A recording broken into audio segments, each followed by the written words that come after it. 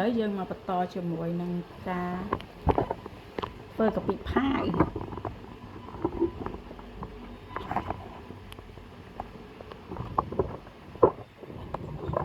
ស្រួយកាមេរ៉ាអត់ត្រូវដាក់ចេះចាស់ហ្នឹងហើយឥឡូវខ្ញុំនេះ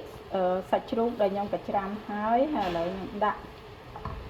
រំលីងជាមួយខ្ទឹមសបងប្អូនជាមួយខ្ទឹមសឈ្ងុយហើយក៏វាដាច់អានេះខ្ញុំកច្រាំដៃចឹងវាអត់សូវបែកមកនេះអត់ខ្ញុំខ្ជិលប្រើម៉ាស៊ីននោះ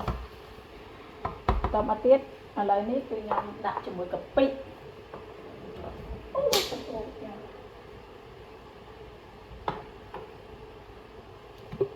ដាក់ជាមួយកាពិជាស្រ័យហើយខ្ញុំអត់បានថតនេះមកបងប្អូនគិតថាអត់ថតវីដេអូឥឡូវខ្ញុំថតវីដេអូមកទៅហើយគ្រឿងក្រៅធ្វើហើយអស់ហើយមានសណ្តែកដីបុកអត់ម៉ត់ពេកទេហើយមានម្ទេសនេះ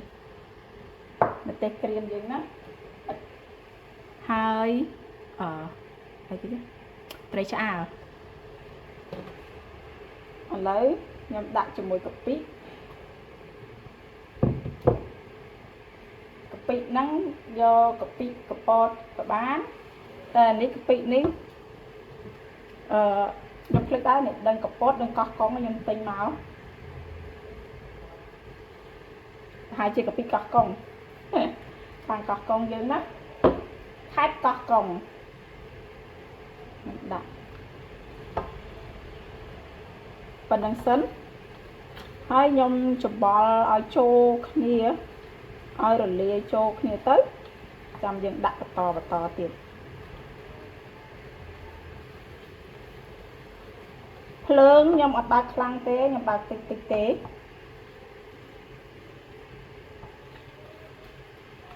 ចឹងច្បល់វាឲ្យសព្វសិនណាឥឡូវខ្ញុំដាក់ជាមួយម្ទេសឆ្អើរបន្តិចដែលខ្ញុំកច្រាំហើយដើម្បីយកពណ៌ឲ្យវាក្រហមល្អបន្តិចព្រោះអីយើងដាក់ម្ទេសនោះសុទ្ធខ្លាចដាក់ខ្លះក៏អត់ចេះហិលអញ្ចឹងណាទៅអត់ចេះហិលក៏ហូបអត់កើតទេគាត់ចាញ់ហិលតមកទៀតខ្ញុំជ្រុំចូលគ្នាព្រោះយើងចង់បានពណ៌អញ្ចឹងយើងដាក់ម្ទេសឆ្អើរហ្នឹងរៀងយូរដែរដើម្បីឲ្យវាចេញពណ៌ស្អាតពណ៌ក្រហមស្អាតឥ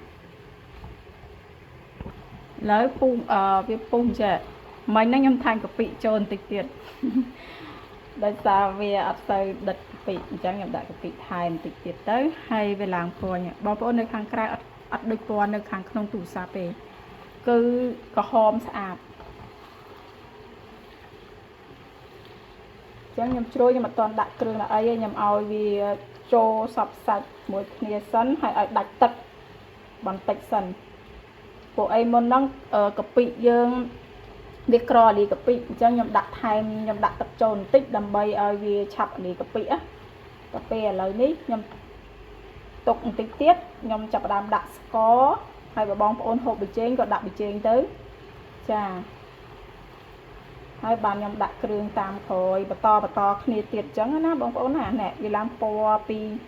ម្ទេសឆ្អើរនេះខ្ញុំអត់ទិញគេទេណាខ្ញុំទិញម្ទេសក្រៀមខ្ញុំយកមកកច្រាំធ្វើម្ទេស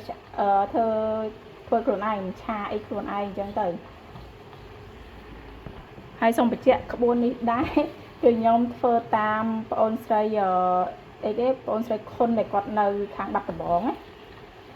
ខ្ញុំចូលចិត្តមើលគាត់ចែករំលែកអញ្ចឹងទៅខ្ញុំធ្វើតាមលើកមុនខ្ញុំធ្វើដែរតែខ្ញុំធ្វើដាក់ដូចជាខ្ទិះដូងទុកអត់សូវបានយូរទេអញ្ចឹងនេះគាត់ធ្វើអត់ដាក់ខ្ទិះដូងទេអញ្ចឹងខ្ញុំក៏សាកធ្វើតាមគាត់អញ្ចឹងណាបងប្អូនណាខ្ញុំចាប់ផ្ដើមដាក់ជាមួយគ្រឿងហើយគឺខ្ញុំដាក់ជាមួយស្ករស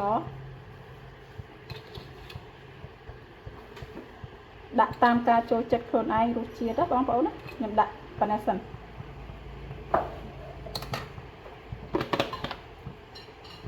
មើលសិនប្រៃផ្អែមអីតាមនឹងអញ្ចឹងខ្ញុំកម្រនឹងដាក់ប្រើមកធ្វើម្ហូបអីខ្ញុំកម្រដាក់ប៊ីចេងមែនតែម្ដងនេះខ្ញុំដាក់ជាមួយប៊ីចេងបន្តិចខ្ញុំដាក់ជាមួយប៊ីចេងដែរ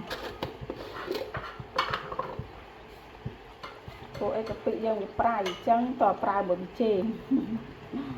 អញ្ចឹងខ្ញុំដាក់ប៊ីចេងប៉ុណ្ណេះចាលក់រសជាតិតាមត្រូវការខ្លួនឯងតាមចូលចិត្តបងអូនស្រីក៏គាត់អត់ប្រាប់ថាម៉ាម៉ាអញ្ចឹងខ្ញុំក៏ដាក់តាមដែលយើងចូលចិត្តទាំងអស់រសជាតិដែលយើងចូលចិត្តណាគឺយើងដាក់ឲ្យវាដាច់ទឹកបន្តិចសិនឲ្យវាដាច់ទឹកចាំយើងដាក់ជាមួយនឹងត្រីឆ្អើរ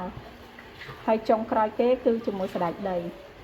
យដាច់ទឹកសិនណាឥឡូវវាអត់ទាន់ដាច់ទឹកអញ្ចឹងឲ្យវាដាច់ទឹកសិនឥឡូវខ្ញុំដាក់ជាមួយម្ទេសនេះគឺម្ទេសដែលខ្ញុំហាលហើយយកហាលឲ្យស្ងួតហើយយកមកបុកទៅខ្លួនឯងទៅពេលក្មេងអញ្ចឹងបើហាលឥឡូវអញ្ចឹងខ្ញុំដាក់ម្ទេសហ្នឹងខ្លួនឯងមកហើយណាម្ទេសនេះម្ទេសសុទ្ធហ្មងប៉ុណ្ណឹងសិនចុះម្ទេសនេះហឹលដោយសារម្ទេសយើងធ្វើខ្លួនឯងអត់ទិញម្ទេសគេទេតែយើងធ្វើទុកឲ្យបានយូរទេឆ្ងល់ដល់យើងធ្វើខ្លួនឯងទុកឲ្យបានយូរវាឆាប់ឡើងពណ៌ខ្មៅបើយើងអត់ក្លុកបើយើងអត់ក្លុកទុកអញ្ចឹងណាខ្ញុំនៅមួយថងទៀតតែទុកយូរពេកអត់ងាយក្លុកវាទៅជាពណ៌ខ្មៅវាស្អាតពណ៌អត់ស្អាតទេណែដាក់ម្ទេសនឹងចូលទៅកាន់ពណ៌មកឡើងស្អាតនឹងមើលក្នុងហ្នឹងឃើញពណ៌អញ្ចឹងហើយនៅក្រៅវិញពណ៌ស្អាតជាងនឹងទៀតណាចុះភ្លើងនេះដាច់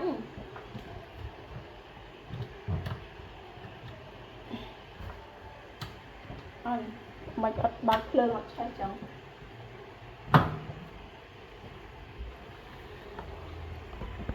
ញ៉ាំមកណាឥឡូវនេះខ្ញុំដាក់ជាមួយនឹងត្រីឆ្អើរដាក់មួយត្រីឆ្អើរហើយត្រូវតែកូរជាប់រហូត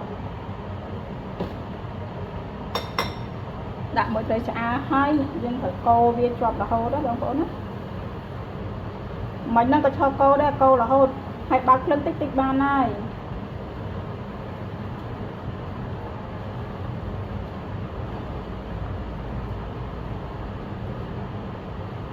ត្រីឆ្អើរ